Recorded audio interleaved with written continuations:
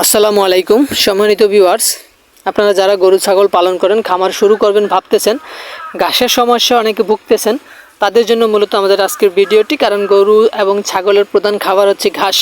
গরু ছাগল অনেকেই পালন করতে চান, শুরু করতে চান বা খামারটা বড় করতে চান, তখন কিন্তু আপনার ঘাসের যোগান দিতে হবে এবং ঘাস না থাকলে অনেকটা সমস্যার সম্মুখীন হতে হয়। সে বিষয়টা আমি বিগত দিনে বুঝেছি, সেই জায়গা থেকে আমার এই বিশাল পরিসরে ঘাস করা। কারণ গরু ছাগল পালন করতে পর্যাপ্ত পরিমাণ ঘাসের প্রয়োজন হয়। ঘাসের পাশাপাশি আমার যে অবশিষ্ট ঘাসগুলো বড় হয়ে থাকে, সেখান থেকে আপনারা কাটিং সংগ্রহ করতে পারবেন। তো আমি সারা বাংলাদেশে কুরিয়ারের মাধ্যমে এই ঘাসের কাটিংগুলো এখন ডেলিভারি দিয়ে থাকি। যদি আপনাদের যে কোনো জাতের ঘাসের প্রয়োজন হয়, যেমন এই যে এটা ইন্দোনেশিয়ান স্মার্ট নেপিয়ার, পরে জারা one hybrid, Taiwan hybrid, Guatemala hybrid, অথবা পানির যে দুইটা ঘাস, মানে পানি 3 মাস পানি থাকে বা 6 মাস পানি থাকে, এরকম জমিতে যে ঘাসগুলো চাষ করা যায়, মানে 3 মাস পানি থাকবে বাকি 3 মাস শুকনা থাকবে, এরকম জমিতে যে দুইটা ঘাস চাষ করা যায় সেই দুইটা হলো অজানা হাইব্রিড এবং জার্মান হোয়াইট হাইব্রিড। এই ঘাসগুলো আমাদের কাছে অ্যাভেলেবেল আছে। আমাদের কাছে মোট এখন 6টা জাতের ঘাস অ্যাভেলেবেল আছে। যে কোনো জাতের ঘাস আপনার সংগ্রহে নিতে পারবেন আমাদের কাছ থেকে। সারা বাংলাদেশের যে কোনো জায়গা থেকে আপনারা ঘাসের কাটিং অর্ডার করতে পারবেন।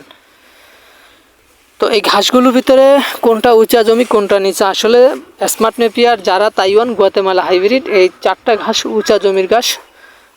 তারপর আপনার 10-15 দিন পানি সইতে পারে। তারপর যদি 10-15 দিনের ভিতরে যদি পানি নেমে যায়, তাহলে সমস্যা হবে না ঘাসে।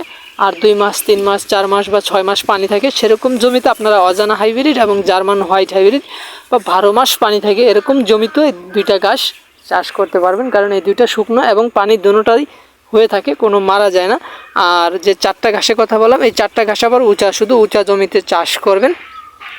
আমাদের এখানে প্রায় 3 বিঘা জমির মতো শুধু এখানে স্মার্ট নেপিয়ারটাই করা আছে ছাগলের জন্য এবং গাভী গরুর জন্য, পাশাপাশি ষাঁড় গরুকে খাওয়াই।